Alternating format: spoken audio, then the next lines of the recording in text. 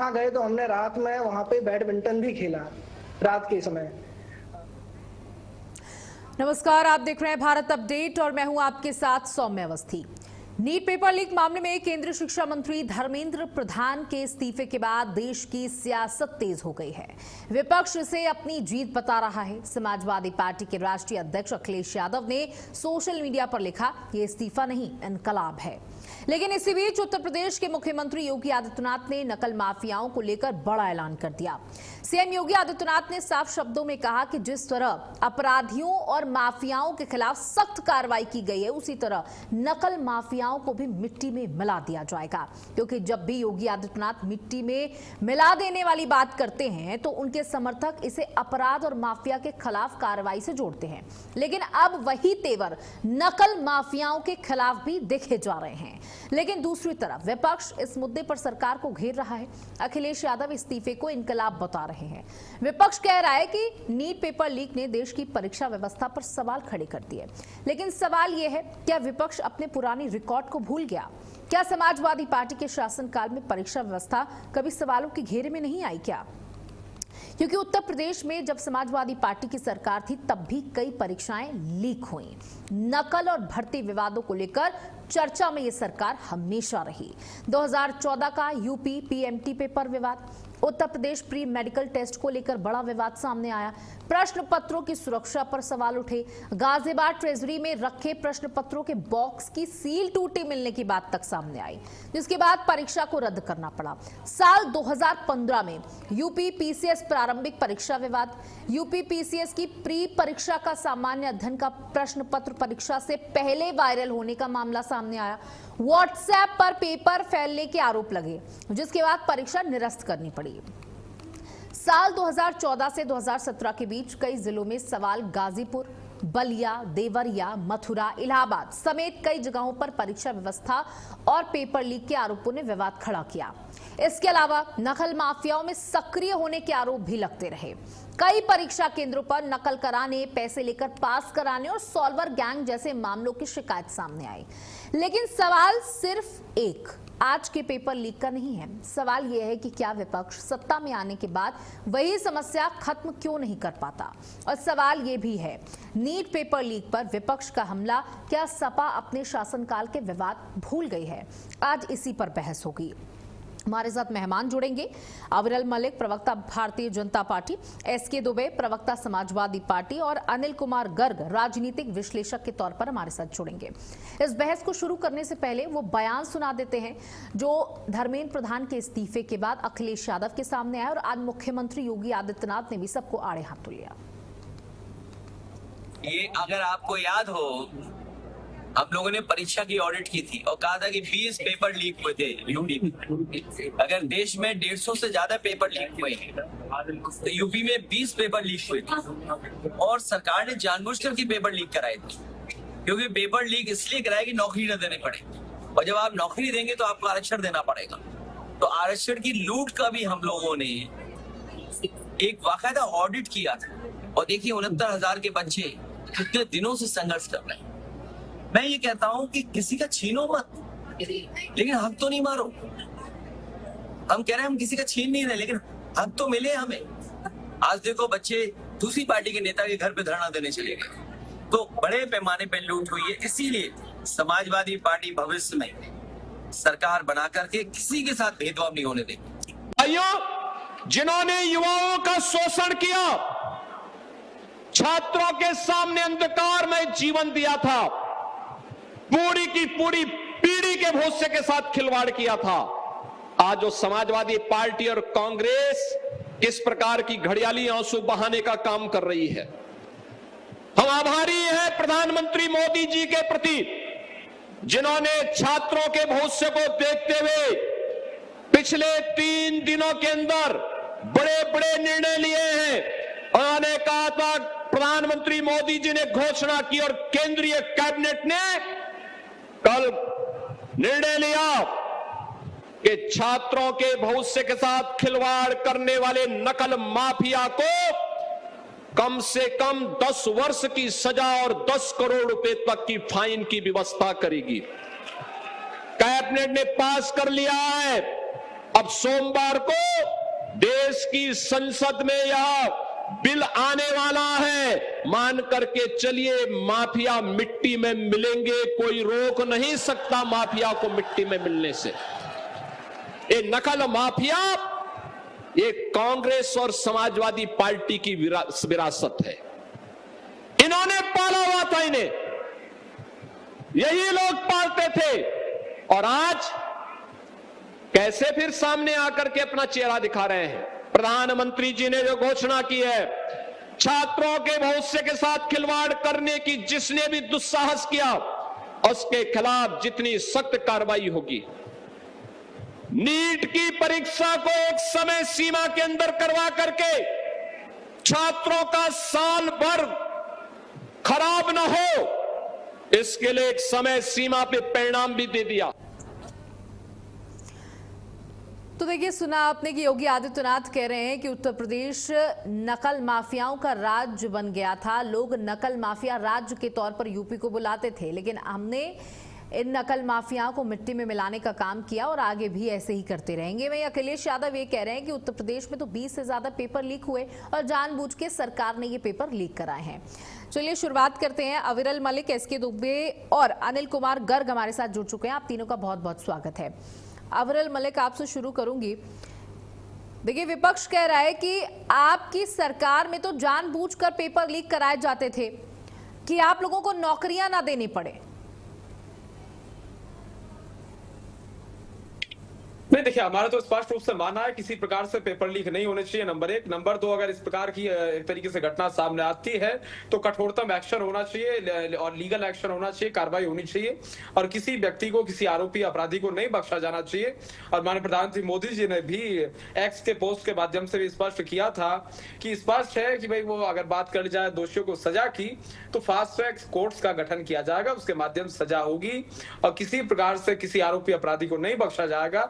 सबके ऊपर कार्रवाई होगी, सबकी जांच होगी, और जितने मास्टरमाइंड होंगे, जितने लोग जुड़े हुए होंगे, जितनों का अपराध होगा और जितनों का इसमें हाथ होगा, सबके ऊपर कठोरतम एक्शन होगा, कार्रवाई होगी। और छात्रों के साथ, युवाओं के साथ पूर्ण रूप से उत्तर प्रदेश की भी सरकार है और केंद्र की भी सरकार है। माननीय प्रधानमंत्री मोदी जी भी हैं, उत्तर प्रदेश के मुख्यमंत्री योगी जी भी हैं, ये बिल्कुल स्पष्ट है। ठीक है। एसके दुबे जी, देखिए, अनिल राजभर साहब ये कह रहे हैं कि सूप तो सूप बोल रहा है, छलनी भी बोल रही है जिसमें 72 छेद, यानी समाजवादी पार्टी का कोई अधिकार नहीं बनता इस मुद्दे पर बोलने का, क्योंकि आपकी सरकार में तो न जाने कितने पेपर लीक हुए, उसी के साथ साथ नकल माफिया कितने ज्यादा हावी थे। 10वीं और 12वीं की परीक्षाओं में ऐसी नकल होती थी कि जिसकी चर्चा पूरे देश में थी। देखिए मैडम, आप जिसकी बात कर रही हैं उसका कोई वजूद नहीं है और सब उसको एक मजाक के तौर पर लेते हैं राजनीति में। और राजनीति में ही नहीं, आपकी मीडिया भी इंटरटेनमेंट करने के लिए उसका हमेशा कुछ ना कुछ इंटरव्यू वगैरह चलता रहता है। खैर, ये उनकी बुद्धि की बात है, जितना उनके अंदर दिमाग होगा वो उसी हिसाब से बात करेंगे। लेकिन इतना जरूर है कि ये जो हुआ है ये किसी पार्टी का नहीं है। ये एक चीज अंतर आप समझिए, ये जो जन आक्रोश था वो हिंदुस्तान के युवाओं का जन आक्रोश था। इन्होंने इनके साथ जो वर्षों से चला आ रहा था उसको खत्म करने के लिए ये सब किया है। आप देखिए, इतने सालों से हो रहा था। आदमी, एक लिमिट होती है हर चीज की। आपके ऊपर अगर अत्याचार हो तो एक दिन आपका एसके दुबे, ये आप मानते हैं कि ये सिर्फ भारतीय जनता पार्टी की सरकार की नाकामियां नहीं है, ये तो आपकी भी सरकार की नाकामियां है कि आपकी सरकार में भी तो पेपर लीक हुए, चाहे यूपी पीसीएस प्री का एग्जाम हो, चाहे यूपी सीपीएमटी का एग्जाम हो, तमाम एग्जाम हुए, आपकी सरकार में भी पेपर लीक का मामला सामने आया। 10वीं और 12वीं की परीक्षाओं में व्हाट्सएप पर मोबाइल किसी को पेपर देना होता था, कोई पेपर दे के आ रहा होता था, इतनी धांधली होती थी। तो आप मानते हैं ना कि वो सारा गुस्सा फूटा युवाओं का?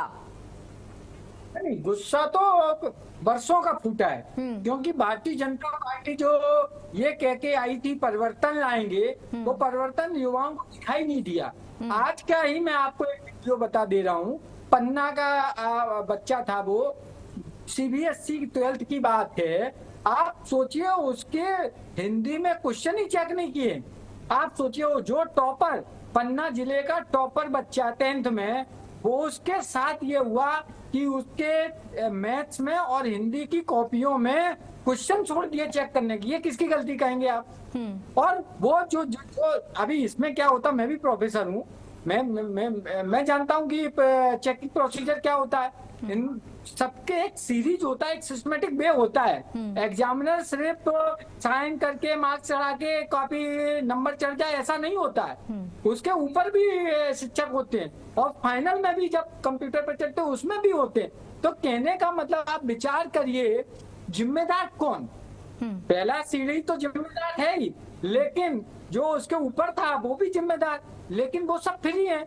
और जब उस बच्चे ने CBSE के मेन ऑफिस में बात किया तो उसने रीजनल ऑफिस का नंबर दे दिया, बेचारा धक्का खा रहा। और ऐसा एक नहीं, ऐसे कई केस हैं। तो आखिरकार इस सिस्टम को सुधारने की जवाबदारी किसकी है? CBSE कौन हैंडल करता है? कहने का मतलब ये है, देखिए सरकार किसी की भी हो, ऐसा नहीं कि हमारी सरकार है, हम हमारे में हो रहा है तो हम उसकी पक्षपात करेंगे, दूसरे के में हो रहा है तो हम उठाएंगे, नहीं। छात्रों के साथ खिलवाड़ किसी भी सरकार में नहीं होना चाहिए। ठीक है, ठीक है। अनिल कुमार गर्ग भी हमारे साथ जुड़े हुए हैं। अनिल जी, बहुत दिनों के बाद शिक्षा को लेकर के एक इतना बड़ा प्रोटेस्ट होता है कि सरकार हिल जाती है। जो सरकार अडिग थी कि इस्तीफा नहीं होगा, इस्तीफा दिया धर्मेंद्र प्रधान ने, और कॉकरोच जनता पार्टी सोशल मीडिया से उपजी एक पेज के द्वारा पार्टी, जो अभी हम उसे ऑफिशियली पार्टी भी नहीं कह सकते, कोई राजनीतिक पार्टी नहीं है, उसने ऐसा जन हुजूम इकट्ठा किया छात्रों का, हर कोई देख के दंग रह गया।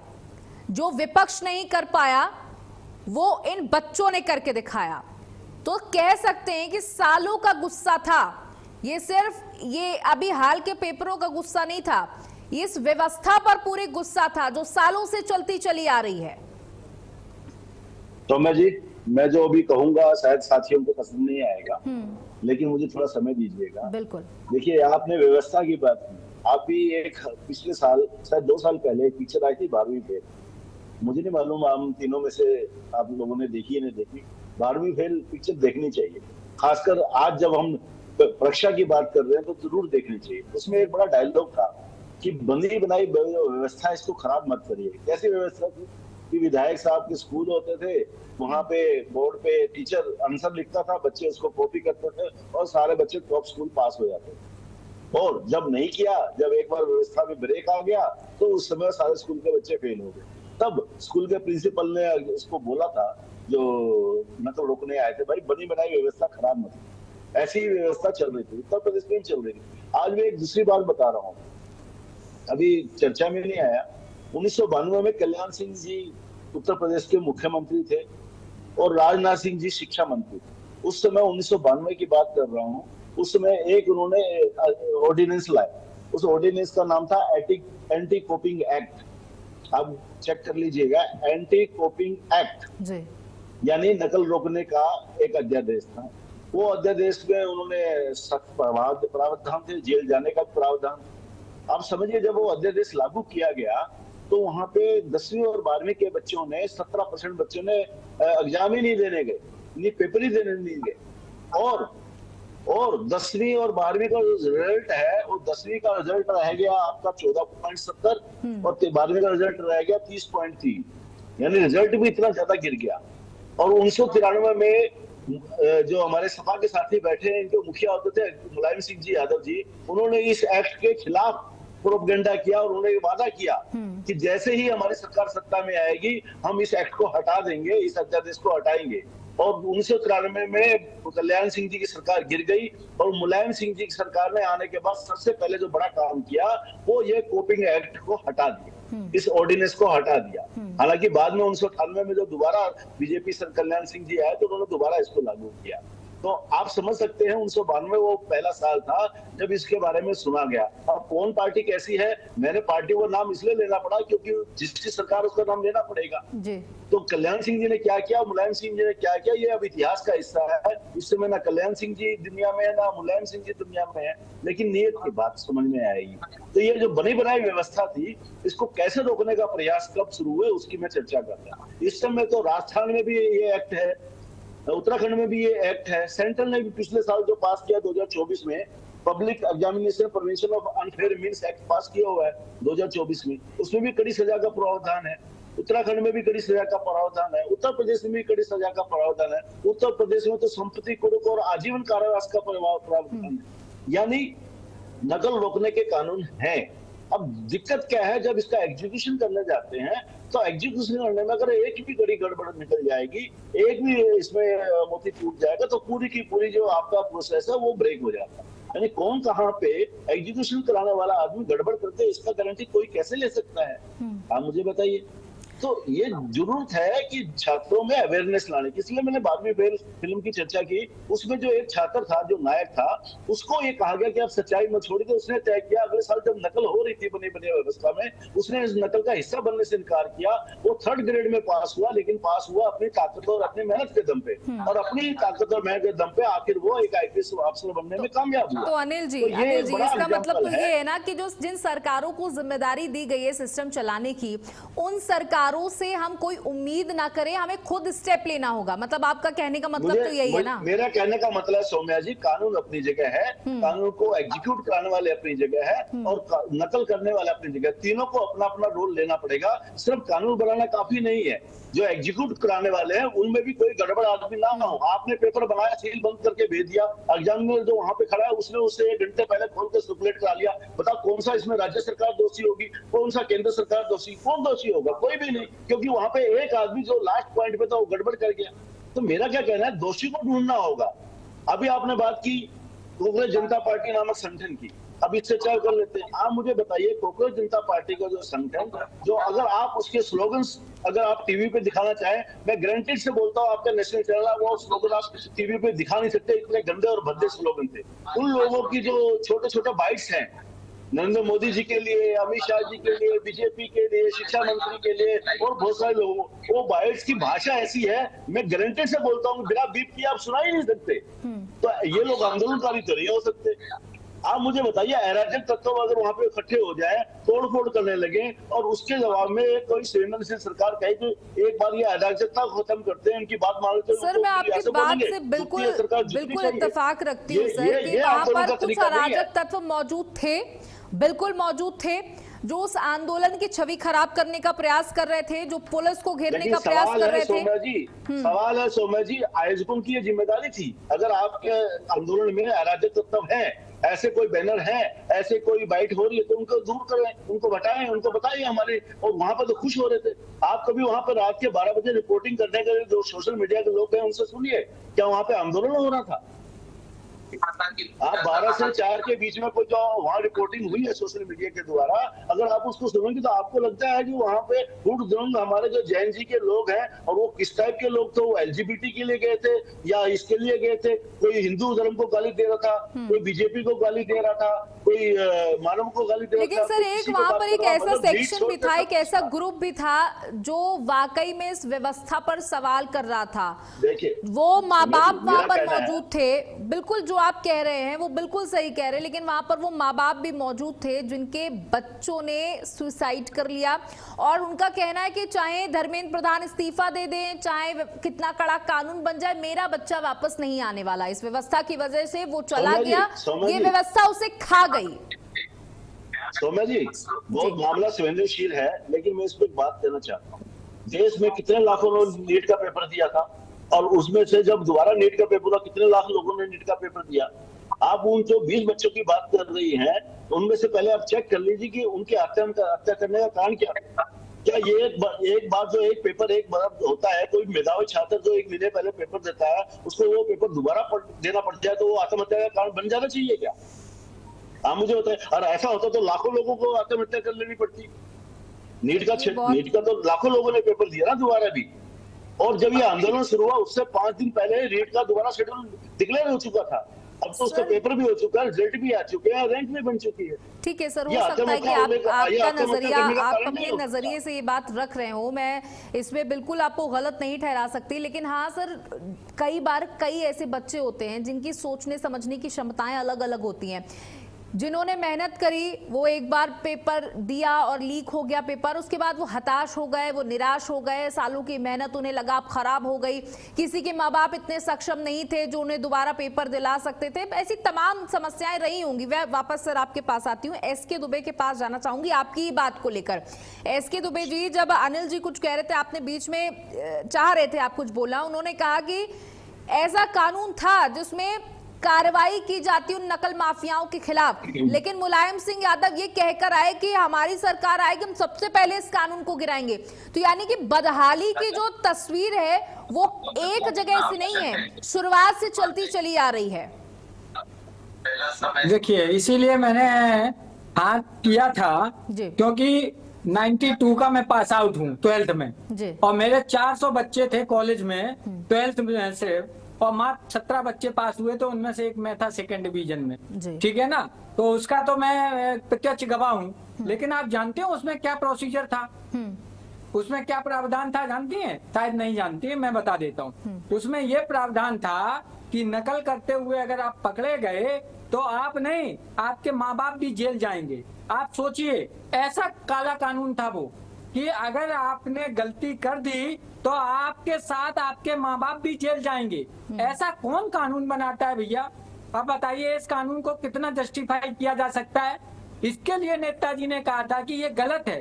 भाई बच्चे ने किया ना, बच्चे को आप एग्जाम नहीं देने दो, एग्जाम से सर्टिफिकेट कर दो सभी एग्जाम के लिए, चलो ठीक है। लेकिन ये क्या है कि बच्चे ने कॉपी कर लिया और उसके माँ बाप को आप अरेस्ट कर रहे, उस पर केस चलाओगे, बच्चे को अरेस्ट कर रहे, उस पर केस चलाओगे। अरे कोई इतना बड़ा मर्डर थोड़ी उसने कर दिया। मार ठीक है, उसने कॉपी कर ली या इधर उधर से देख लिया, उसका ये सजा, it is not justify actually.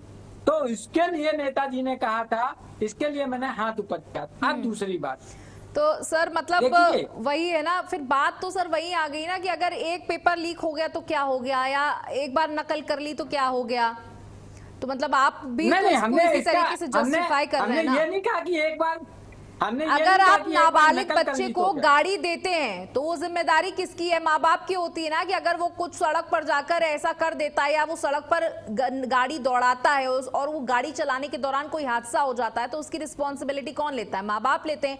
तो बच्चा अगर नकल कर रहा है, अपने भविष्य के साथ खिलवाड़ कर रहा है, उस व्यवस्था को खराब कर रहा है, तो इसके लिए कानून आया था। और उसके बाद ये कहकर के सरकार में आना चाहते थे सबसे पहले तो हम इसी कानून को गिराएंगे। और आपने खुद ही बताया कि इतने बच्चों ने पेपर दिया था, मात्र उसमें से इतने पास हुए और आप 2nd डिवीजन रहे। तो नहीं, इसीलिए तो मैं बोला, देखिए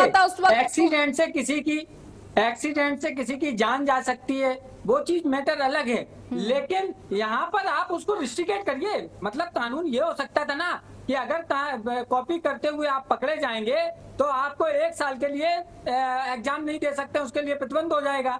लेकिन ये ना करके सीधे माँ बाप और बच्चों को सीधा जेल भेजोगे, ये अच्छा नहीं था ना। इसके लिए नेताजी ने कहा था।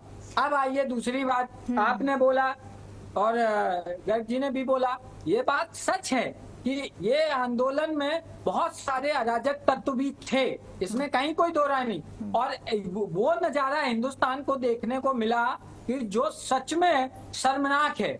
और उस पर मैंने तो कई चैनल्स में बोला भी इस बात को कि खास तौर पर ऐसे बच्चों के, वैसे बच्चे हो या बच्चे ना हो, भले ही वो पढ़ने वाले ना हो, स्टूडेंट हो, लेकिन उनके खिलाफ कार्रवाई की जानी चाहिए।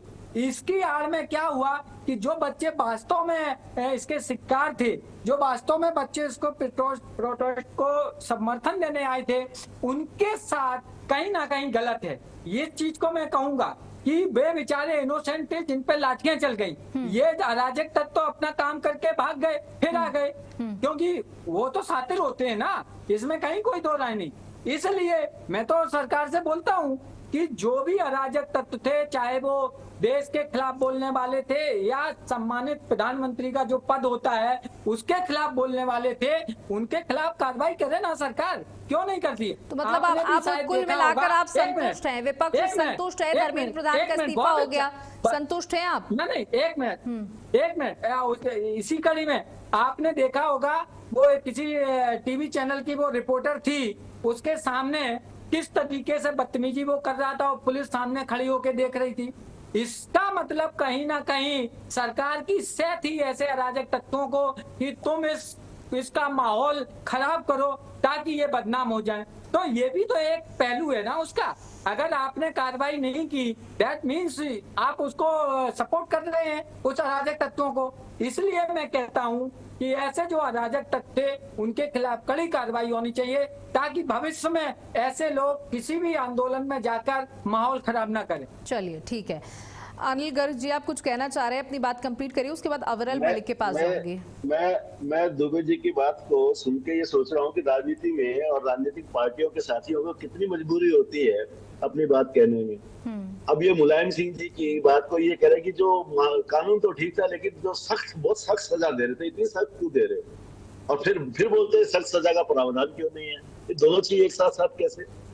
नकल करने के लिए अगर कोई सख्त सजा का प्रावधान है, अगर उनको जेल जेलने की भेजने की बात है तो फिर आपको तकलीफ क्या? भाई नकल करो ही मत ना। नकल रोकने के लिए तो बनाया गया कानून, उनके लिए तो नहीं था जो आप पास हुए, आपके लिए तो कानून को कोई तकलीफ नहीं थी कानून के रहते हुए भी, क्योंकि आपने नकल नहीं की। तकलीफ तो उनको होती है जो नकल करते। तो नकल करने के बाद आप उनके साथ खड़े क्यों कहना चाहते हैं सिर्फ 1 साल की सजा दे, हल्की सी सजा दे? जो हल्की सी सजा की बात करते हैं तभी तो उनका हौसला बढ़ता है। पार हो गए तो पार, गिरी तो थोड़ी बहुत सजा मिलकर रह जाएगी। जब उनको मालूम होता पार नहीं होंगे, ये अटक ही जाएंगे। दुबे जी समझिए बात, तो दुबे जी दूसरी बात आपने कही, आपका बच्चा गर्ग जी, आपका बच्चा अगर क्यों करेगा नकल? क्यों करेगा नकल? नकल तो सजा मिलेगी तो उसको मालूम चलेगा, नकल करने की सोचेगा नहीं। दुबे जी बात समझिए, जब बच्चे को ये मालूम होगा नकल करने के इतने सारे दुष्प्रभाव होंगे, वो नकल करने की तरफ सोचना भी बंद करेगा। अगर आप कहेंगे हल्के फुल्का चलान देके छूट जाएंगे तो वो करेगा। अगर सुनिए, अगर हेलमेट ना होने का चलान 50-100 रुपए था तो लोग नहीं लगाते थे, अब 500 की वजह 1000 रुपए होने लगा तो अधिकतर लोग लगाने लगे हैं। जब जिनकी रसूख नहीं है, और जो राजनीतिक पार्टियों को रसूख वाले हैं वो तो फोन करा लेते हैं, क्या उनको छोड़िए, वो शायद आपको नहीं पता लगेगा। दूसरी बात आपने कही कि यहाँ बदतमीजियां हो रही थी, पुलिस वाला देख रहा था। पुलिस वालों ने जिन लोगों पे एक्शन किया ना, लाठियां बांधी है, वो उन्हीं पे बांधी है जो अराजक तत्व थे। वो आपकी भी आपत्ति है क्यों बांध दी? तो पुलिस वालों ने किसी खड़े हुए आदमी को नहीं मारा है, पुलिस ने उनको मारा जो बैरिकेड तोड़ दिया, पुलिस ने उनको मारा जो गाड़ियों पे हमला कर रहे थे, पुलिस ने उनको मारा है जो पथराव कर रहे थे, पुलिस ने उनको मारा है जो बदतमीजी कर रहे थे। विपक्ष उसी पर प्रधानमंत्री संवेदना खेद जताई ये मांग कर रहा है। सौम्य जी दूसरी बात इन्होंने माना, सौम्य जी मेरी बात पूरी कर लेता हूं मैं। इन्होंने माना कि अराजक तत्व थे। आप मुझे बताइए, ये तो राजनीतिक पार्टी के कार्यकर्ता है, कोई भी राजनीतिक पार्टी का कोई भी आंदोलन होता है, कोई कार्यक्रम होता है तो पुलिस को लिख के देना पड़ता है ये कार्यक्रम हम कर रहे हैं, इसकी सारी जिम्मेदारी हमारी है। तो कॉकरोच जनता पार्टी की जिम्मेदारी थी, अगर उनको कोई आयोजन करता है वहां पे कुछ भी गड़बड़ होता है, गड़बड़ तत्व आते हैं, उसको संभालने की, उसको रोकने की, उसको बाहर करने की जिम्मेदारी किसकी थी? पुलिस और प्रशासन की नहीं थी। वो तो कार्रवाई जो करेंगे, ये आयोजकों की जिम्मेदारी होती है, क्यों नहीं ली? तीसरी बात, जब वो प्रदर्शन शुरू हुआ और वो मार्च शुरू हुआ, उनमें से किसी पार्टी का, किसी भी राजनीतिक पार्टी का, किसी भी संगठन का, इवनली कॉकरोच जनता पार्टी का कौन सा लीडर वहां मौजूद था? क्यों वो छोड़ के भाग गए अराजक भीड़ को बुला के? क्यों नहीं उन्होंने लीडरशिप दी? क्यों नहीं नेतृत्व किया उन्होंने? क्यों नहीं उन्होंने दिशा दिखाई? ये तो तरीका नहीं होता कि आप 5-10 हजार आदमी इकट्ठे हो जाओ और संसद का घेराव करने चल दो और आपको रोके तो बोले जी क्यों रोक दिया, और ऐसे इकट्ठा करने पड़े। दुबे जी आपके भी बहुत समर्थक हैं और बीजेपी के साथी बैठे इनके भी समर्थक हैं, आप भी लाखों लोग जंतर मंतर पे इकट्ठे कर सकते हैं। अगर यही तरीका सरकार बदलने का हो, यही तरीका अपनी बात बनवाने का हो, तो हर जगह यही अराजकता छह जाएगी। फिर आपका लोकतंत्र का क्या होगा? कल को आप चाहे तो अभी भी योगी जी का घर घेर ले, विधानसभा घेर ले, आप भी लाखों लोगों को, अखिलेश जी के आह्वान पे लाखों लोग पहुंच जाएंगे। इसमें क्षमता है अखिलेश जी के पास, सभा के इतने कार्यकर्ता हैं, तो क्या ऐसा तरीका चलेगा राजनीतिक क्षेत्र में? इतने क्या आंदोलन होते हैं और आप लोग उसको शह दे रहे हैं कि नहीं बढ़िया हुआ, बढ़िया हो गया। कैसे बढ़िया हुआ भाई? अराजकता को शह नहीं दी जानी चाहिए। सरकारें तो अलग अलग पार्टियों की आएंगी जाएंगी, लेकिन लोकतंत्र बचेगा तभी तो मेरे भाई। तो मेरा कहना है अराजकता का, गलत काम का हर पार्टी को, हर सही आदमी को, हर सही संगठन को विरोध करना चाहिए। एक धर्मेंद्र प्रधान चला गया, सरकार को क्या फर्क पड़ेगी? शिक्षा मंत्री उनके पास पहले भी था, आज भी है, कल भी रहेगा। और कौन सा ये लिखवा के लाए थे कि सिर्फ धर्मेंद्र प्रधान ही शिक्षा मंत्री होना चाहिए? उससे क्या फर्क पड़ा? जरूरत है व्यवस्था बदलने की। 2024 में सेंट्रल भी लॉ लेके आई है, आपके उत्तर प्रदेश में भी सख्त लॉ है, उत्तराखंड में भी है, राजस्थान में भी है, मध्य प्रदेश सख्त है। जो लॉज बने हैं उनको सख्ती से एग्जीक्यूशन करने की सख्त है कि छात्रों में ये मोरल वैल्यूज डालने की, भैया नकल करके नहीं आगे बढ़ना है और उनको डर भी दिखाना है। बड़ों को तो देखो तुम्हारे साथ ये बुरा हो जाएगा, लेकिन आप कहो जी सख्त कानून बनाए ना, हल्का फुल्का बना के छोड़ दे, तब कैसे होगा मेरे दोस्त? तो मेरा कहना है, मैंने ये एग्जाम्पल 1992-93 का इसलिए दिया, ये शुरुआत वहीं से हुई थी कि हम नकल रोकेंगे, आपने कहा नहीं। ठीक है, अविरल मलिक के पास आना चाहूंगी। देखिए, प्रोटेस्ट अब खत्म हो चुका है। धर्मेंद्र प्रधान का इस्तीफा, जो सबसे बड़ी मांग थी सीजेपी की, विपक्ष की, धर्मेंद्र प्रधान ने इस्तीफा भी दे दिया है। अब जब इसका पूरा आंकलन किया जा रहा है तो ये निकल के आ रहा है कि लंबे 35 दिन तक ये आंदोलन चला, लंबे वक्त तक ये आंदोलन चला। अगर आप लोग पहले ही ये स्वीकार कर लेते इस बात को तो यहाँ तक सिचुएशन ना आती। अब आप लोगों को जब समझ में आया कि सीजेपी कोई सोशल मीडिया का पेज नहीं है, ये एक जन आक्रोश बन गया है और आपके लिए मुसीबत बन गया है, आपकी छवि खराब हो रही है, तो डैमेज कंट्रोल करने का प्रयास किया। अकाउंटेबिलिटी नहीं है, डैमेज कंट्रोल किया गया है, ये कहा जा रहा है। जी देखिए, अगर एक तरीके से बात कर जाए बातचीत की, जो पर्टिकुलर आपने सवाल किया, पहले मैं उसी का जवाब देता हूँ। देखिए, जहां तक विषय बातचीत का, तो बातचीत के चैनल की अगर बात कर ली जाए तो सीजेपी के ओर से बातचीत का कोई भी चैनल डे वन से नहीं खोला गया, ये भी एक फैक्ट है। नंबर 2, डे वन से ही हमारी सरकार आप चले जाते, आपकी सरकार के खिलाफ बैठे थे ना? नहीं, देखिए मैं इसका जवाब देता हूँ। 20 तारीख का जो पूरा विषय सामने आया, बवाल हुआ, उससे पहले ही इसी महकमे के केंद्रीय शिक्षा राज्य मंत्री जयंत चौधरी जी के द्वारा बयान दिया गया था और कहा गया था कि आए ऑन टेबल चर्चा करने के लिए तैयार है।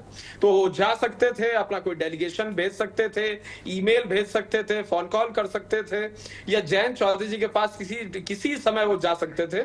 उनका जो दिल्ली का आवास है, उसके घर के मैं सोचता 24/7 गेट खुले रहते हैं, वो जब चाहते चले जाते, कोई इसमें समस्या नहीं थी। और उससे अगली चीज, जहां तक विषय है बातचीत का, उसके बाद आदरणीय नड्डा जी से बातचीत हुई, जितेंद्र सिंह जी भी गए और गृह सचिव साहब भी गए राहुल जी से मुलाकात करने के लिए जब प्रोटेस्ट कर रहे थे। और वांचुक साहब का भी अनशन एक तरीके से समाप्त हुआ, उनके द्वारा भी समाप्त किया गया। उससे पहले भी एक बार वांचुक साहब से मुलाकात नड्डा जी ने की थी। और आरएमएल अस्पताल भी नड्डा जी गए, जो वहां छात्र थे, घायल थे, उनसे मिलने के लिए, एक तरीके से उनका हालचाल जानने के लिए। तो ये तो बिल्कुल स्पष्ट है, भारतीय जनता पार्टी छात्रों के साथ थी, है, रहेगी।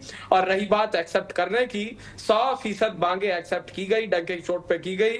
आदरणीय नड्डा जी ने, जितेंद्र सिंह जी ने ज्वाइंट प्रेस कॉन्फ्रेंस के दौरान, जो सीजेपी के लोग हैं, सौरभ दास और जो स्पोक्स पर्सन है, वो बैठे हुए थे, बिल्कुल स्पष्ट रूप से इसमें एक्सेप्ट किया, क्योंकि हम छात्रों के साथ हैं, हम युवाओं का एक छात्र हैं। और जो भी वो विषय रख रहे हैं, हम नहीं चाहते कि किसी रूप में समय की एक तरीके से बर्बादी हो या कोई समस्या हो। हम चाहते हैं कि वो अपनी पढ़ाई लिखाई में लगे, अपना काम करें, उन्हें किसी रूप में कोई समस्या ना आए। इसलिए पूरी party, Bharatiya Janata party day one से साथ थी, इसमें कोई समस्या ही नहीं थी। और जहां तक विषय अराजक तत्वों का, तो अराजक तत्वों को एक तरीके से उनकी एंट्री हुई, छात्रों को भी सजग रहना चाहिए था कि किस तरीके से अराजक तत्वों की एंट्री हो रही, ये भी एक फैक्ट है।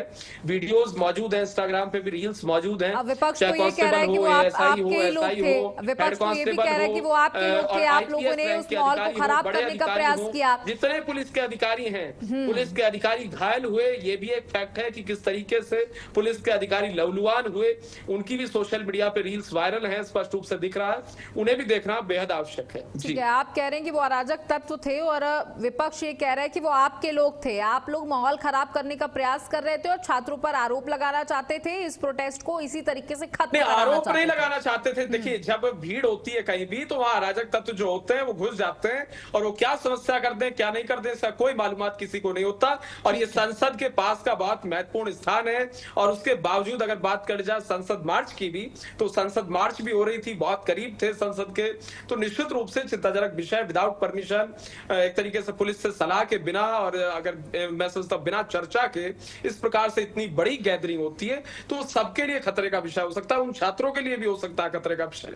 इसमें ये नहीं है कि भाई और किसी के लिए होगा, उन छात्रों के लिए भी हो सकता है। इस्तीफा हो गया, प्रोटेस्ट हो गया, वो बात अब पुरानी हो गई। अब नई बात पे आते हैं। अखिलेश यादव कह रहे हैं कि यूपी में 20 पेपर लीक हुए और 20 पेपर लीक आपकी सरकार ने करवाए सिर्फ इसलिए कि आप लोगों को नौकरियां ना देनी पड़े। वो कह रहे हैं जब हमारी सरकार 2027 में आने वाली है और उसके बाद हम लोगों को नौकरियां भी देने का काम करेंगे और हमारी सरकार में एक भी पेपर लीक नहीं होगा, ना ही नकल माफिया हावी होंगे। तो मतलब अब ये जो पूरा मुद्दा है वो 2027 के चुनावों तक पहुंच गया है।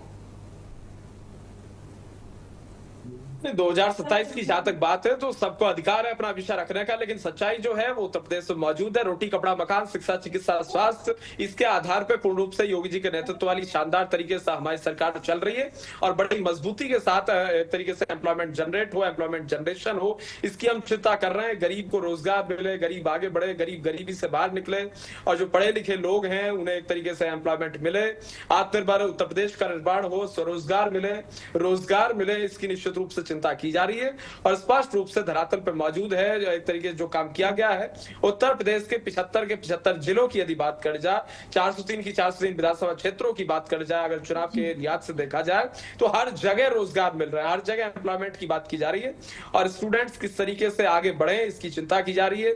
जो सरकारी स्कूल्स हैं, सरकारी स्कूल्स की अगर बात कर जाए, गवर्नमेंट स्कूल्स की, जिस तरीके से वहां परिवर्तन आया है वो स्पष्ट रूप से दिखता है आज के समय में। पहले की अगर बात की जाए तो पहले क्या हालात हुआ करते, टूटी फूटी वहां की छतें हुआ करती थी, टूटे कमरे हुआ करते थे, इंफ्रास्ट्रक्चर अच्छा नहीं हुआ करता था। आज शानदार इंफ्रास्ट्रक्चर है और वो देखने को मिलता है। ठीक है जी।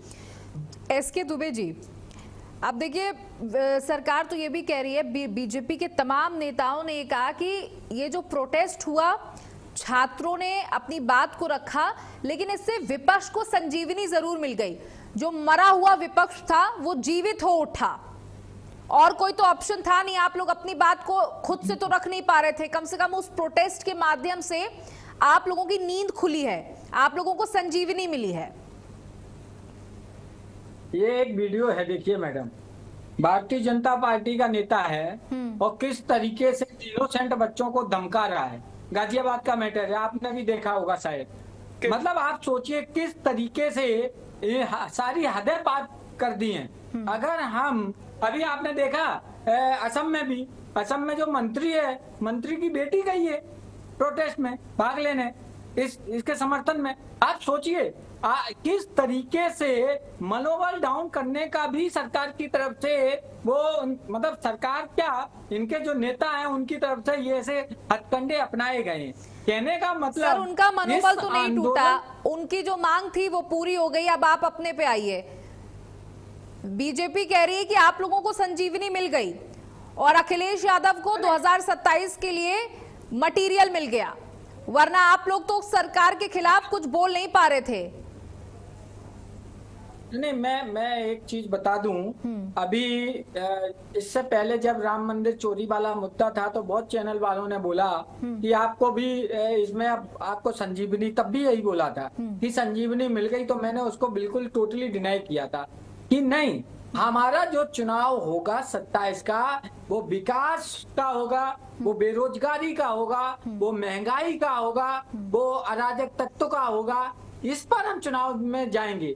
हमारा ये मुद्दा नहीं है, लेकिन चूंकि ये एक मुद्दा है इसलिए अब इसको हमें ऐड तो करना पड़ेगा ना कि भाई नकल जो माफिया हैं वो अब नहीं चलेंगे। तो हमें जितनी तो सजगता आप लोगों ने 20 तारीख के प्रोटेस्ट के बाद दिखाई, जितनी सजगता आप लोगों ने 20 तारीख के प्रोटेस्ट के बाद दिखाई, उतनी सजगता अगर आप लोग पेपर लीक के तुरंत बाद दिखाते तो पूरी लाइमलाइट में तो आप लोग आ जाते। सीजेपी का तो कोई फिर नामो निशान नहीं होता। अगर विपक्ष अपना काम कर लेता ना सर, तो ये सीजेपी को यहाँ पर आना ना पड़ता, छात्रों को सड़कों पर उतरना ना पड़ता। विपक्ष से उम्मीद थी और विपक्ष अपनी उम्मीदों पर खरा नहीं उतर पाया। फिर गंगा में हाथ धोने के लिए जरूर आप लोग पहुंच गए। नहीं, तब मैटर चंदा चोरी का चल रहा था, मैटर राम मंदिर वाला मुद्दा चल रहा था। अच्छा। एक मैटर के बाद ही तो दूसरे मैटर पे आया जाता है। ऐसा तो नहीं कि एक साथ दो नाव की तो सवारी कोई नहीं कर सकता है। अच्छा। एक नाव पे ही सवारी करना पड़ेगा। तो तब वो मुद्दा चल रहा था, अभी नया मुद्दा आया, चलो भाई अब ये मुद्दा आया तो इसको देखेंगे। मतलब इसके आपको पता है कि आप क्या बोल रहे हैं, आपको समझ आ रहा है आप क्या बोल रहे हैं कि अभी राम मंदिर का मुद्दा चल रहा था तो हम उसको पकड़ के बैठे थे, फिर हमने देखा कि अब हमें इसमें फायदा है तो हमने इसको पकड़ लिया। नहीं, हमने अभी स्टार्टिंग में क्या बोला, हमने कहा फिर से बोल दीजिए, मैं भूल गई। हमने बोला ना लेकिन अगर आप अभी कोई चीज चर्चा में है, आप हमें इनवाइट करोगे तो हमें तो बोलना पड़ेगा कि नहीं बोलना पड़ेगा? तो जब वो चीज चल रही है तो हमें बोलना पड़ेगा, क्या हमें भी जवाब देना अब पड़ेगा। विपक्ष को इनवाइट करना पड़ेगा, विपक्ष को इनवाइट करना पड़ेगा कि विपक्ष को लेटर लिखे अखिलेश यादव आइए। नहीं सुनिए, आपने हमें क्यों इनवाइट किया? किसके लिए इनवाइट किया? यहाँ पे किसके लिए इनवाइट किया? अरे सर, आपने क्या बोल रहे हैं?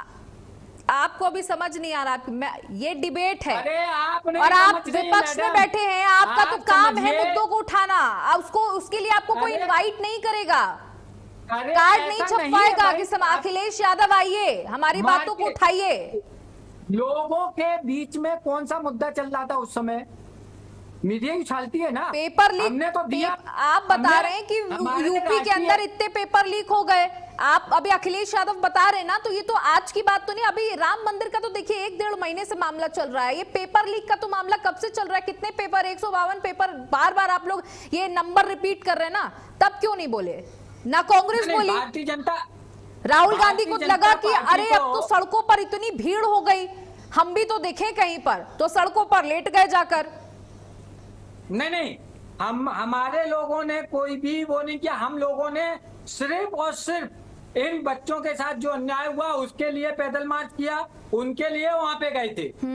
ऐसा नहीं, हम तो ये वो नहीं बोल रहे हैं कि नहीं ये मेरे कारण हो गया, जैसे कांग्रेस बोलती है कि नहीं ये मैं राहुल गांधी के कारण हो गया। ऐसा मैंने कभी नहीं कहा। मैंने कहा ये सबकी जीत है, यहाँ जितना भी हिंदुस्तान का युवा है ये उन सबकी जीत है। उस दिन संसद में अखिलेश यादव भी राहुल गांधी पर भड़के थे और आज भी आप यहाँ राहुल गांधी पे भड़के, तो क्या सब ठीक ठाक नहीं चल रहा? क्या 27 में सर चुनाव एक साथ नहीं लड़ेंगे? क्या संकेत दे रहे हैं आप लोग धीरे धीरे? नहीं, 27 चुनाव लड़ना चीज अलग है, लेकिन जो हकीकत है वो तो बोलना पड़ेगा ना। ऐसा तो नहीं है कि मैं उसके लिए हकीकत की चीज को छुपा दूं। अगर उस दिन पार्लियामेंट में कांग्रेस से बुलवा लिया, दूसरी पार्टियों से नहीं बुलवाएंगे, तो हमें बोलना पड़ेगा अध्यक्ष को कि भाई ये आप क्या कहते हैं। सही बात है, राहुल गांधी बिना अखिलेश यादव को बताए प्रधानमंत्री की आवाज के बाहर जाकर बैठ गए, पूरी लाइमलाइट उन्होंने लूट ली। फिर अखिलेश यादव को लगा कि अरे ये क्या हो गया, तो फिर अखिलेश यादव भी दौड़ते हुए पहुंचे। राहुल गांधी तो उन्होंने बताया ही नहीं था, और आप लोग कहते विपक्ष एक साथ है। खैर, अनिल कुमार गर्ग जी, अभी आप एसके दुबे जी को सुन रहे थे, वो कह रहे थे कि अभी वो मुद्दा नहीं चल रहा था इसलिए हमने पेपर लीक का नहीं उठाया, दूसरा मुद्दा चल रहा था राम मंदिर का, तो हम उस पर फोकस कर रहे थे। जब हमें इनवाइट किया गया तब हम उस पर शिफ्ट हो गए। ये विपक्ष है। इनवाइट नहीं, मैंने ऐसा नहीं बोला इनवाइट किया। लाइटर मोड में कह रहा हूँ, लेकिन मैं दुबे जी की बात का समर्थन करता हूँ। क्यों कर रहा हूँ समर्थन? जो करंट अफेयर चलता है ना, मीडिया होगा, पॉलिटिकल पार्टी होगी, उसी पे कमेंट करते हैं। जैसे अभी उन्होंने आपको भी कहा, वो ठीक ढंग से नहीं कह पाए अपनी बात। आज अपन इस परीक्षाओं पे बात कर रहे हैं, ये लीकेज तो सालों से हो रही है। उससे पहले तो मीडिया ने भी नहीं कहा था कि इस पे डिबेट कर लेते हैं। तो डिबेट भी जो होती है वो करंट अफेयर्स भी होती है। तो करंट अफेयर्स पे डिबेट करने के लिए आप पॉलिटिकल पर्संस को बुलाएंगे, वो अपने विषय पे ही कमेंट करेगा। फिर ये कहना कि विषय पे क्यों कर रहे हो तो गड़बड़ हो जाएगी। दूसरी बात, मैं एक बात कहना चाहता हूँ, 2 राजनीतिक पार्टियों के यहाँ लोग बैठे हैं। अनेकों पार्टी जो खास बड़ी पार्टियां थी इस पूरे आंदोलन में, वो तो नजर नहीं आ रही अभी यहाँ पे। लेकिन आप मुझे बताओ, जो ये लिस्ट दी जा रही है इतने पेपर लीक हुए, कौन सी एक सी राजनीतिक पार्टी है जो ये दावा कर सके कि हमारे राज्य में जो हमारी सरकार थी तो पेपर लीक नहीं हुआ? आप कोई दावा करके दिखाइए किसी राजनीतिक पार्टी का। है ऐसी कोई पार्टी जो ये कह सके कि हमारे राज्य में, जब हमारा देश में, हमारे राज्य में सरकार थी या हमारी केंद्र सरकार थी, पेपर लीक नहीं हुआ, और लीक हुआ तो हमने ये कर दिया, तुरंत से ही एक्शन हो गया। अभी जो 2 महत्वपूर्ण पार्टी जो क्लेम कर रही कि हम बड़े हिस्सेदार थे, आम आदमी पार्टी और कांग्रेस पार्टी, दोनों के ही राज्य में, पंजाब में और कर्नाटक में अभी करंट में ही पेपर लीक हो गए। बिल्कुल, और दोनों उस पर चर्चा नहीं कर रहे। और उस मीडिया पे में तो देखिए कोई बोलने को तैयार नहीं है सर। उस पर जब सीजेपी के फाउंडर से भी सवाल किया गया तो उन्होंने भी उस पर कुछ नहीं बोला। उनसे कहा गया कि आप चलिए यहाँ पर मामला खत्म हो गया, आप दूसरे राज्य हैं उन पर सवाल उठाइए, तो उस पर अभी किसी ने कुछ नहीं बोला है। तो सौम्य जी, मैंने ये 2 बातें क्यों उद्धृत की है, ये मैंने 2 बातें क्यों उद्धृत की है, मैं इसलिए कहना चाहता हूँ कि पहली बात, ये नीट से जुड़ा या परीक्षा से जुड़ा हुआ आंदोलन नहीं था। दूसरी बात, ये कोई गैर राजनीतिक आंदोलन नहीं था। तीसरी बात, इसमें छात्रों और युवाओं से कोई लेना देना वाला आंदोलन नहीं था। क्योंकि जिस तरह की बातें वहां हुई, जिस तरह की मंच से नारे लगे, राम रहेगा अल्लाह का, राम को गाली देना है, हिंदू को गाली देना है, ये सारी बातें तो युवाओं के और नीट के और किसी परीक्षा का विषय है ही नहीं। तो ये विषय कैसे बन गए वहां पे? तो मेरा क्या कहना है, पूरी राजनीति वहां हो रही थी, अराजकता फैली, अराजकता का कंट्रोल करने के लिए मेरी समझ में केंद्र सरकार ने एक कदम पीछे लिया ताकि एक बार अराजकता खत्म की जाए। 2-3 बातें मैं यहाँ उद्धृत करना चाहता हूँ। पहले भी जब किसान आंदोलन हुआ था, उसके बाद जब किसान आंदोलन में सरकार ने कदम पीछे खींचे तो बड़ी चर्चा हुई, किसानों की जीत हुई, किसानों को मैं आज भी दावे से कह सकता हूँ जो 3 कानून पास हुए थे वो किसानों के हित में थे, किसानों के पक्ष में थे। अगर वो भी वैकल्पिक थे, राज्य सरकारों को उनको छूट थी कि आप अपने राज्यों में कानून लागू करें या ना करें, और जो भी राज्य सरकार उन कानून को लागू करती वहां के किसानों का ढेर सारा फायदा होने वाला था। और मैंने अनेकों उस पर डिबेट की है, मैंने सबसे पूछा है जो विरोध कर रहे थे, भाई इसमें गलती क्या है ये तो बता दो। विरोध तो ठीक है, काले हैं तो समझ में आ गया तुम्हारी, क्योंकि तुम देखने की नजरिया है, तुम्हें काला चश्मा लगा, तुम्हें काला दिख रहा है, लेकिन इसमें काला है क्या ये तो दिखा दो, ये तो बता दो। वो बताने को तैयार नहीं थे क्योंकि उनको मालूम ही नहीं है। बस इतना पता है कि बीजेपी ने कानून बनाया है, हम विपक्ष की पार्टी है तो हमने विरोध करना है। और किसानों को भी मालूम नहीं जो वहां आ रहे हैं। और मैं तो ये कह रहा हूँ किसान भी नहीं थे, वो आड़ती के रूप में किसान थे, किसान के रूप में आड़ती थे, क्योंकि इससे सबसे बड़ा नुकसान हो रहा था तो उन आड़तियों को हो रहा था जो लोकल आड़ती थे, जिनको किसान मजबूर थे अपनी फसल ओली पोली दाल में बेचने के लिए। ये कानून उसको छूट दे रहे थे। फिर क्या है, 700 किसानों की शहादत हो गई। आप मुझे बताओ कौन सी पुलिस की लाठी से एक किसान मरा या एक व्यक्ति मरा? कौन सा वाटर कैन से मरा? किस जबरदस्ती के कारण मरा? अगर कोई अपनी जो उम्र के कारण, बीमारी के कारण, किसी अन्य कारण से किसी की मृत्यु हो गई तो वो किसानों की शहादत में बदल जाएगी? आप ऐसा बोलेंगे? जैसे बोला जब नोटबंदी हुई तो किसान लाइनों में लोगों की मौत हो गई। कौन व्यक्ति लाइन में मरने के कारण मर गया? भाई कैसी बात कर रहे हैं? मतलब किस तरह से मुद्दे को मीडिया में पेश करती है, फिर सोचती है कि जनता इन पर विश्वास करे। देखिए, विपक्ष का काम है मुद्दों को पेश करना चाहिए, लेकिन थोड़ा लॉजिक रखो, थोड़ी बात समझ के करो, थोड़ा देश हित भी देख लो। जब सारी चीज आप देखोगे तो जनता आप पे विश्वास भी करेगी। सिर्फ आप मौके का फायदा उठाने का। आप मुझे बताओ, राहुल गांधी प्रधानमंत्री आवास के बाहर धरने पे बैठ गए, जबकि उनको सबको पता है, वो तो एलओपी है कि ये ऐसा रेस्ट्रिक्टेड एरिया, यहाँ पे एक व्यक्ति रुकना भी नहीं चाहिए, लेटना बैठना धरना देना तो बहुत दूर की बात है। अब फिर कहे जी देखो पुलिस मुझे घसीट के ले आ रही है, क्या उचित है? तो सर इसीलिए तो वो वहां पर बैठे थे ना कि वो सेंटर ऑफ अट्रैक्शन हो जाए। तो मेरा क्या कहना है, जो सेंटर ऑफ अट्रैक्शन होते हैं ना, तो उनको जनता को ये भी मालूम होता है कि इसे गलत कर रहा है या सही कर रहा है। सेंटर ऑफ अट्रैक्शन तो जो ये गंदी गंदी गालियां दे रहे थे, गंदे गंदे स्लोगन लगा रहे थे, इनकी वीडियो भी सारी वायरल हुई है सोशल मीडिया पे, खूब हुआ है सेंटर ऑफ अट्रैक्शन। और मैं दावा कहता हूँ कि थोड़े दिनों में जब जेल जाएंगे ना तो भी सेंटर ऑफ अट्रैक्शन बनेंगे। सेंटर ऑफ अट्रैक्शन तो जो बदनाम होते हैं वो भी होते हैं। लोग कहते हैं ना बदनाम होंगे तो क्या नाम ना होगा, तो नाम तो होगा, लेकिन किस रूप में होगा? अभी मैंने 1992-93 की जिक्र किया, वो भी नाम हुआ ना, लेकिन किस किस रूप में हुआ? लेकिन अनिल कुमार गर्ग, ये जो प्रोटेस्ट हुआ है इसमें देश की छवि बहुत धूमिल हुई है। देश का एजुकेशन सिस्टम जो चल रहा था उसकी छवि बहुत धूमिल हुई है, सिर्फ देश में नहीं बल्कि विदेशों में, और सोशल मीडिया के माध्यम से हम ये देख पा रहे हैं। क्योंकि देश के मैं एक बात समझ जी, आपने देश की छवि की बात की, मैं एक बात कहता हूँ, वहाँ पे जो वेंडर्स आ रहे थे सप्लाई करने, उनसे पूछा कौन कर रहे, हमें नहीं पता भैया, हमें तो ये 10,000 पीस यहाँ छोड़ने का ऑर्डर है। बोलो कितनी बार छोड़ते हो दिन में? बोलो 3-4 बार तो छोड़ ही देते। आप मुझे बताओ, कतर से ऑर्डर जाएगा जोमेटो को, स्विगी को, कि आप वहां पे 10,000 पीस छोड़ दीजिए। तो ये आप समझ सकते हैं इस आंदोलन के पीछे कौन लोग होंगे, और उन लोगों की चिंता से देश की छवि को क्या फर्क पड़ने वाला है? देश के दुश्मन तो हमेशा देश की छवि खराब करने की कोशिश करेंगे। जो आज ये कदम खींच लिया है केंद्र सरकार ने, आपको क्या लगता है डर के कारण लिया है? नहीं, ये अराजक तत्व हावी ना हो जाए, एक अराजक तत्वों को देश के अन्य युवाओं का साथ ना मिल जाए, उसको डर के उससे बचने के लिए ये कदम लिया गया है। ऐसे ही किसानों को मामले में हुआ था, जब सिख फॉर जस्टिस के लोग सिंगू बॉर्डर पे आके घुल मिल गए थे, 2 लोगों को वहां कत्ल कर दिया गया था कि इस निंदा कर दी, इन्होंने हमारे गुरुजी के बारे में उल्टा पुल्टा बोल दिया, इसलिए सरेआम कत्ल कर दिया। तो उनको भी समझ में आ गया था कि इस आंदोलन में सिख फॉर जस्टिस के लोग घुस गए हैं। 26 जनवरी को हमने भी लाल किला पे वो रौद्र रूप देखा था कि नहीं देखा था? हम सब ने। ठीक है, तो जब अराजक तत्व घुसते हैं तो सरकार को, क्योंकि जो संवेदनशील सरकार होती है, उसका फर्ज होता है कि एक बार इस मामले को खत्म किया जाए, एक बार मामले को ढीला किया जाए, उसके पर भी बैठ के बातचीत कर ली जाएगी। ठीक है सर। देखिए, कोई भी शिक्षा मंत्री है, इससे कोई फर्क नहीं पड़ता, पॉलिसी सरकार की होती है। क्या ये शिक्षा मंत्री का ये देखिए, अब जरूरी है सिस्टम को सुधारना, उस पूरी प्रणाली को सुधारना जिस पर छात्रों को अब संदेह हो गया। सबसे बड़ी चीज यही है, आरोप प्रत्यारोप चलते रहेंगे, राजनीति चलती रहेगी। होनी चाहिए थी कि लेकिन मेरा जो कहना था विश्वास समर जी, टूटा है उसे कैसे जोड़ा जाए, जो सिस्टम के ऊपर से देश के छात्रों का विश्वास टूटा है उसे कैसे जोड़ा जाए, क्योंकि सर अब जनरेशन बदल चुकी है, हमें ये जो गैप है ये भरना होगा और जो आज के युवा हैं उनके तौर तरीकों को समझते हुए काम करना होगा। अब वो नहीं चलेगा कि कोई बोल नहीं रहा है, अब जो देश का छात्र है वो सड़कों पर आएगा और इसे हमें स्वीकारना पड़ेगा। अब सरकारों को भी सजग हो जाना चाहिए। अविरल मलिक, आपसे आखिरी सवाल मैं लेना चाहूंगी। अब सवाल छात्र पूछ रहे हैं कि आपके ऊपर कैसे भरोसा किया जाए, 20 सेकंड में जवाब दीजिएगा। जी देखिए, जहां तक विषय छात्रों का, तो छात्र आज के समय में अगर छात्रों की बात करी जाए, छात्र पूर्ण रूप से भारतीय जनता पार्टी के साथ हैं, माननीय प्रधानमंत्री मोदी जी के ऊपर विश्वास पूर्ण रूप से 100% कर रहे हैं। नंबर 3, जहां तक विषय है छात्रों की मांग का, विद्यार्थियों की मांग का, जो उनकी मांग थी, जो उनका विषय था, 100% सरकार उस पर एग्री हुई और कठोरतम कानून बनेंगे, किसी प्रकार से किसी को नहीं बख्शा जाएगा, जो भी अपराध करेगा जेल जाएगा और मैं समझता हूं सजा मिलेगी।